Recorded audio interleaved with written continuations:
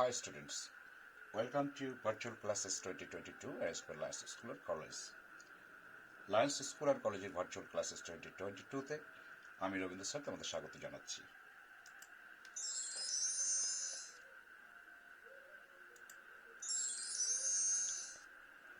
As you already know, we are discussing competing sentences. তোমরা জানো যে আমরা competing sentence নিয়ে কথা বলছি and this is going to be part 2 of the discussion today. আজকে সেই ডিসকাশনে সেই আলোচনার পার্ট 2 রয়েছে এবং আমরা সিম্পল সেন্টেন্স নিয়ে কথা বলছিলাম, সেটা নিয়ে আজকেও আলোচনা চলবে এবং সিম্পল সেন্টেন্সের আলোচনা আজকে শেষ হবে। So what do we have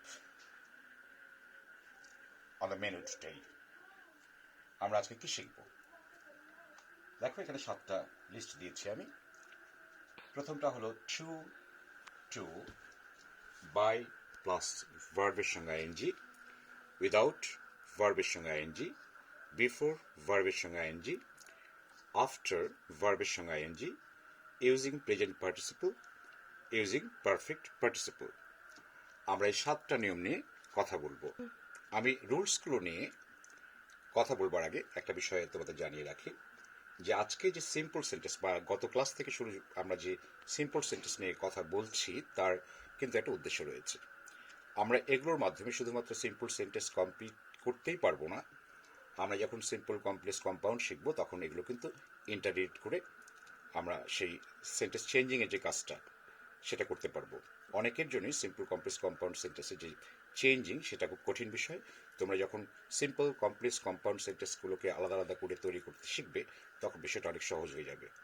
আমি আশা করি তোমরা বিষয়টা গুরুত্ব দিয়ে সেই জন্যই পড়বে।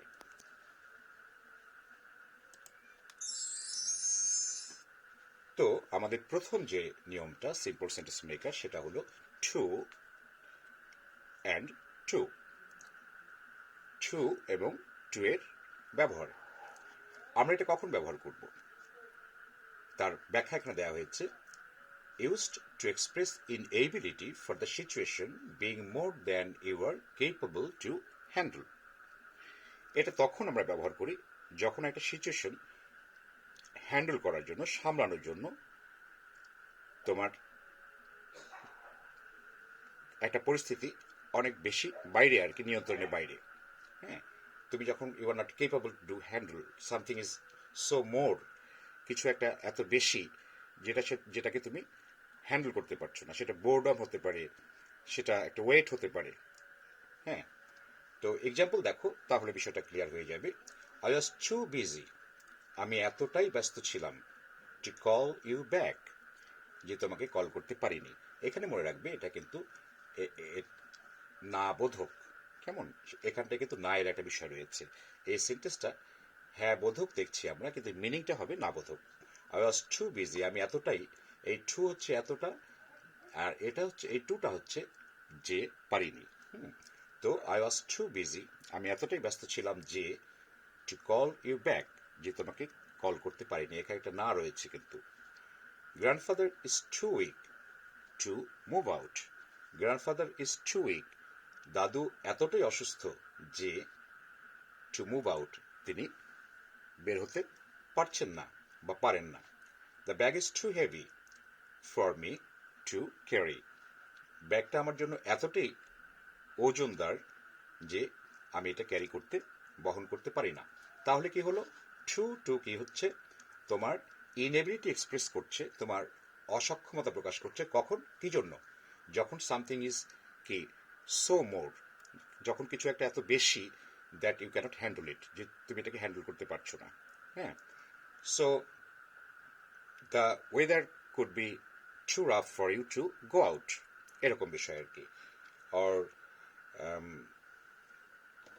Someone can be too boring for you to bear, মানে কেউ এতটাই বিরক্তিকর তোমার জন্য যে তুমি তাকে সহ্য করতে পারো না, এরকম বিষয় আর কি। আমাদের রুল 2 হচ্ছে বাই প্লাস ভার্ব আইএনজি। বাইয়ের পরে ভার্বের সঙ্গে আমরা আইএনজির এখানে ব্যবহার দিয়ে সিম্পল সেন্টেন্স তৈরি করতে পারি। এবং এটা কখন ব্যবহার করা হয়, বলা হয়েছে যে use to express how something is possible, এটা কি করে, কি প্রকাশ করে, একটা কিছু কিভাবে সম্ভব সেটা প্রকাশ করার জন্য এটা ব্যবহার করা হয়। অর্থাৎ কোনো মেথড, কোনো পদ্ধতি, কোনো উপায় নিয়ে কথা বলে এটা। এক্সাম্পল দেখলে তোমরা বিষয়টা বুঝতে পারবে। You can be a better student, তুমি আরো ভালো ছাত্র হতে পারবে। কিভাবে পারবে, এই কিভাবে উত্তর দিচ্ছি এখানে। What is the method, what is the process, সেটা বলা হচ্ছে by working hard regularly. By working hard, পরিশ্রম করার মাধ্যমে, নিয়মিত, অর্থাৎ নিয়মিত পরিশ্রমের মাধ্যমে তুমি একজন আরো ভালো ছাত্র হতে পারবে। আবার দেখো এক্সাম্পল 2-তে, উই ক্যান বি হেলদি, আমরা হেলদি হতে পারি। হাউ, কিভাবে আমরা হেলদি হতে পারি? By eating a balanced diet, সুষম খাদ্য খেয়ে, সুষম খাদ্য খাবার মাধ্যমে আমরা হেলদি হতে পারি। এ হলো rule 2, by plus verb ING. So here we have another rule, the third rule here today, without plus verb ing, অর্থাৎ উইদাউট এর পরে ভার্বের সঙ্গে আইএনজি যোগ করে আমরা সিম্পল সেন্টেন্স করতে পারি। কিভাবে কখন ব্যবহার করা হয় সেটা এখানে আমি বলেছি। used to express when something is otherwise impossible, এটা হচ্ছে যখন কোনো একটা বিষয় অন্য কোনোভাবে অসম্ভব, তখন এরকম কিছু প্রকাশ করার জন্য আমরা এটা ব্যবহার করে থাকি। এটা কিন্তু বাই প্লাস আইএনজির মতোই, কিন্তু এখানটায় একটা নেগেটিভ বিষয় আছে আর কি। হ্যাঁ, তো মানে এটা না, আমরা বাই প্লাস আইএনজিতে যখন আমরা যাচ্ছি তখন আমরা কি করলে কি হবে এটা বলবো, আর যখন উইদাউট প্লাস আইএনজিতে আমরা যাচ্ছি তখন আমরা কি না করলে কি হবে না সেটা বলবো। হ্যাঁ, তো এক্সাম্পল দেখো, you cannot be a better student, তুমি আরো ভালো স্টুডেন্ট হতে পারবে না, ছাত্র হতে পারবে না। কেন পারবে না, কিভাবে পারবে না? উইদাউট ওয়ার্কিং হার্ড রেগুলারলি, নিয়মিত পরিশ্রম করা ছাড়া। নিয়মিত পরিশ্রম করা ছাড়া তুমি আরো ভালো ছাত্র হতে পারবে না। কি না করলে কি হবে না সেটা বলছে উইদাউট প্লাস আইএনজি। আর বাই প্লাস আইএনজি কি করছে, কি করলে কি হবে। এক্সাম্পল 2 দেখো, উই ক্যানট বি হেলদি, আমরা হেলদি হতে পারি না বা পারবো না without eating a balanced diet, সুষম খাদ্য না খেয়ে, অর্থাৎ সুষম খাদ্য খাওয়া ছাড়া আমরা হেলদি হতে বা স্বাস্থ্যবান হতে পারবো না। আমরা এখন নেক্সট রুলে চলে যাব। So rule 4, before plus verb ING, অর্থাৎ বিফোর এর পরে ভার্বের সঙ্গে আইএনজি দিয়ে আমরা সিম্পল সেন্টেন্স করতে পারি। উচ্চারণটা মনে রাখবে, বিফোর, নট বিফোর। আমরা অনেক সময় বিফোর বলে থাকি, ইনফ্যাক্ট স্পেলিংটা দেখলেই এই ভুলটা আমাদের হবার কথা নয়, BEFORE।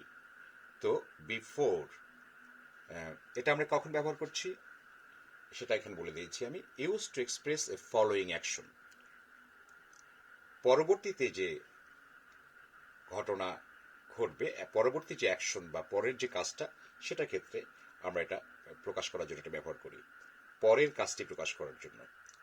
তো যদিও বিফোর বলছি কিন্তু কাজটি কিন্তু পরের। যেমন দেখো, আই টুক এ বাথ, আমি গোসল করলাম বা করেছিলাম, বিফোর গোয়িং টু স্কুল। হ্যাঁ, কি করবার আগে?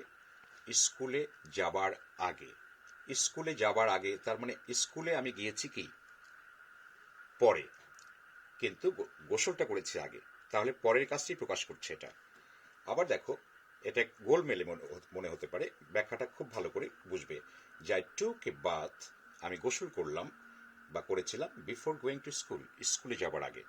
তার মানে আমি স্কুলে গিয়েছি পরে এবং তোমার গোসল করেছি তোমার আগে। তো ফলোইং অ্যাকশন, পরের যে অ্যাকশনটা সেটা প্রকাশ করার জন্য কি করছে, আমরা এটা ব্যবহার করছি। শি প্র্যাকটিসড সাম ম্যাথ, সে কিছুটা গণিত চর্চা করেছিল বা করলো, বিফোর স্টার্টিং ফর স্কুল, স্কুলের উদ্দেশ্যে রওনা দেওয়ার আগে। তাহলে এই স্কুলের উদ্দেশ্যে রওনা দেওয়ার বিষয়টা পরে এসছে এবং প্র্যাকটিসটা কি হয়েছে, আগে হয়েছে। এই বিষয়টা গোলমেলে মনে হতে পারে তোমাদের, একটু কেয়ারফুলি এটা দেখবে, শুনবে। আমরা এখন পরবর্তী নিয়মে চলে যাচ্ছি। আফটার প্লাস ভার্ব আইএনজি, অর্থাৎ বিফোরের মতোই আফটারের পরে ভার্বের সঙ্গে আইএনজি যোগ করে আমরা সিম্পল সেন্টেন্স করতে পারি। কখন এবং কিভাবে ব্যবহার করব আমরা দেখো, use to express A preceding action. Following এর বিপরীত শব্দ অ্যান্টোনিম হলো প্রিসিডিং, মানে যেটা আগে ঘটবে আর কি, অর্থাৎ এটা আগের ঘটনা, দুটো ঘটনার বা দুটো কাজের, দুটো অ্যাকশনের প্রথমের যে অ্যাকশনটা সেটা প্রকাশ করবে সে। আই টুক এ বাথ, আমি গোসল করলাম। After coming from school, school থেকে ফেরার পরে। তাহলে স্কুল থেকে ফিরেছে পরে এবং তোমার গোসল করেছি কি আফটার কামিং ফ্রম স্কুল, তার মানে স্কুল থেকে আমি কি আগে এসছি, তারপরে আমি কি করেছি, আই টুক এ বাথ, আমি গোসল করেছি।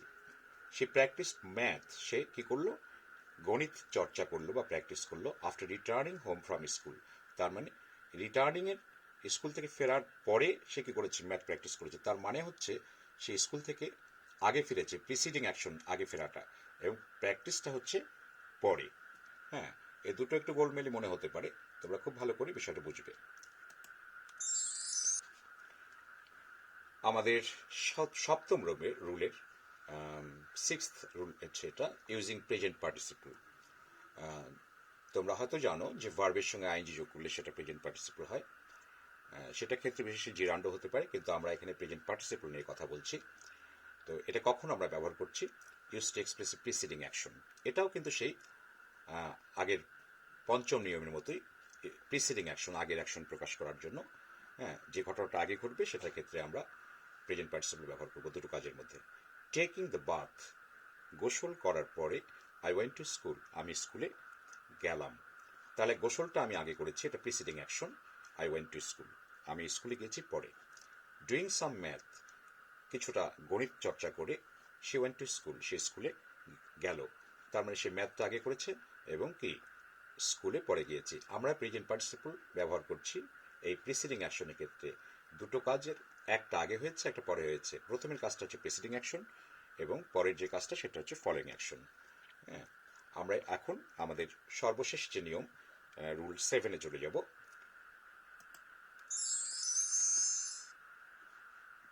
এটা অনেকটাই রুল 6-এর মতো, using perfect participle. Perfect participle সম্পর্কে আগে একটু বলে নিই, যে ভার্বের হ্যাভিং এর পরে ভার্বের পাস্ট পার্টিসিপল দিয়ে পারফেক্ট পার্টিসিপল করা হয়। তো আমার ঠিক জানা নেই তোমরা পার্টিসিপল সম্পর্কে কতটুকু পড়েছ, ওই বিষয়গুলো জানা আছে কিনা, কিন্তু এইটুকু মনে রাখবে যে এখানে যখন দেখো যে হ্যাভিং প্লাস ভার্বের পাস্ট পার্টিসিপল, এইটাকে বলা হচ্ছে পারফেক্ট পার্টিসিপল ফর্ম। তো এটা কখন ব্যবহার করছি আমরা, use to express A preceding action. এটাও কি করছে, প্রিসিডিং অ্যাকশন, অর্থাৎ আগের যে অ্যাকশন দুটো কাজের, ফলোয়িং অ্যান্ড প্রিসিডিং, এর মধ্যে প্রিসিডিং অ্যাকশন যেটা সেটা প্রকাশ করছে আর কি। তো অর্থাৎ প্রথমে যে কাজটা করেছো সেটা, এই কাজটা করে তুমি ওই কাজটা করেছো, এই প্রথম যে কাজটা সেটার সঙ্গে সেটার ক্ষেত্রে তুমি পারফেক্ট পার্টিসিপল ব্যবহার করবে। হ্যাভিং টেকন মাই বাথ, আমি গোসল করবার পরে।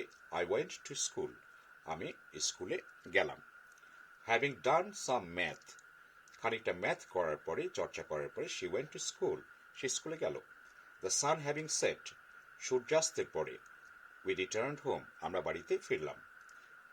Having completed my homework, homework শেষ করার পরে, বাড়ির কাজ শেষ করার পরে। আই ওয়েন্ট টু বেড, আমি ঘুমাতে গেলাম বা আমি ঘুমিয়ে পড়লাম। তো এখানে মনে রাখবে যে আমরা 6 নম্বর নিয়মে যে প্রেজেন্ট পার্টিসিপল করেছি এবং পারফেক্ট পার্টিসিপল করলাম, যেটা শিখলাম 7 নম্বর নিয়মে, এ দুটোর মধ্যে কোনটা আমি ব্যবহার করব, এরকম একটা প্রশ্ন তোমাদের মধ্যে আসতে পারে। মনে রাখবে দুটো অ্যাকশনের মধ্যে যদি সময়ের পার্থক্য বেশি থাকে তখন তোমরা বা সময়ের পার্থক্য বোঝাতে এটা ব্যবহার করতে পারো। আর যদি সময়ের পার্থক্যের না বোঝাতে চাও, দুটো অ্যাকশন প্রায় সাইমালটেনিয়াসলি হয়েছে, একই সময় হয়েছে, এরকম ক্ষেত্রে তোমরা 6 নম্বর নিয়ম ব্যবহার করবে। কেমন? তো আমি আবারও বলছি, যখন দুটো অ্যাকশন ডিফারেন্ট সময়ের দিক থেকে, 2 মিনিট, 4 মিনিট, 5 মিনিট, 10 মিনিট যাই হোক না কেন, এরকম যদি পার্থক্য বোঝাতে চাও বা দুটো অ্যাকশনকে ডিফারেন্ট বোঝাতে চাও, তখন একটা টাইম ডিস্টিংশন রয়েছে বোঝাতে চাও, তখন তোমরা পারফেক্ট পার্টিসিপল ব্যবহার করবে। আর যদি সেটা না বোঝাতে চাও, দুটো অ্যাকশন যদি তোমার সমসাময়িক হয়, একই সময়ের হয়, তখন তোমরা প্রেজেন্ট পারসন ব্যবহার করবে। তো আজকের আলোচনা এখানেই শেষ। তোমাদের সবাইকে ধন্যবাদ, সবাই ভালো থাকবে, হ্যাভ এ গ্রেট টাইম।